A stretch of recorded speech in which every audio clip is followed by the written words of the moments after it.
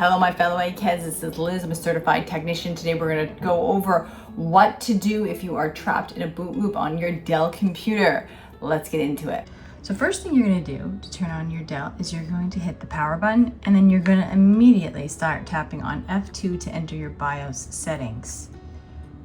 Just like so. I'm just going to lightly tap it until it says preparing entering BIOS, and now I am heading into BIOS. Okay, so I'm here in BIOS. A great thing to check when you are stuck in a boot loop scenario is at the bottom here, as you can see in my settings, I have the system logs. So this reports any sort of error, any sort of issue that could be possible, causing, something like that. Like for example, this gives me all my warnings. Now granted, I'm not in a boot loop right now, so none of these are especially helpful for a boot loop scenario, but when you are having a boot loop, a lot of times it will tell you if you're having a problem with the OS or the hard drive, solid state drive, and this data you can Google and it can help you find the issues you're having. And so keep in mind, you look through your errors, see if anything is worth looking into in here. Okay, if you say, oh wait, hold on a second, Liz, I don't have a log in my BIOS, what do I do? Don't worry.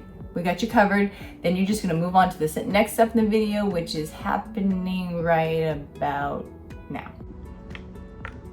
Okay, so next thing I'm going to do to get into my built-in diagnostics when I am in a boot loop scenario is I hit power and immediately start tapping on F12 to enter into my diagnostics.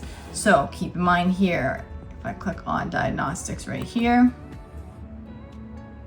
it's just going to run a quick test, which is really helpful because then it will tell me if, for like say I'm having problems with my RAM, if I'm having problems with my hard drive. So if you're having problems with your RAM and you find that your RAM fails this test, then we have a video down below in the description on how to test for RAM problems, because RAM is like headlights on a car. You tend to have one go bad at a time, and they don't tend to both fail at the same time. So it can be worth checking out, to see if you only have one RAM stick versus that's gone bad versus two.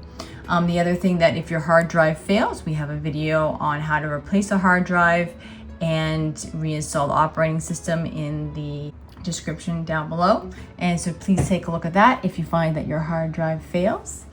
If you find this video in any way helpful, please like, share, and subscribe for more great content.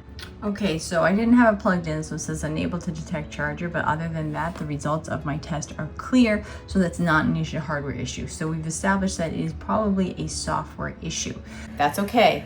The next thing to do would be try to do a reset or a reinstallation from a USB, or in some cases you can do it from the HTTPS connection, although we do find a lot of our subscribers have trouble with that.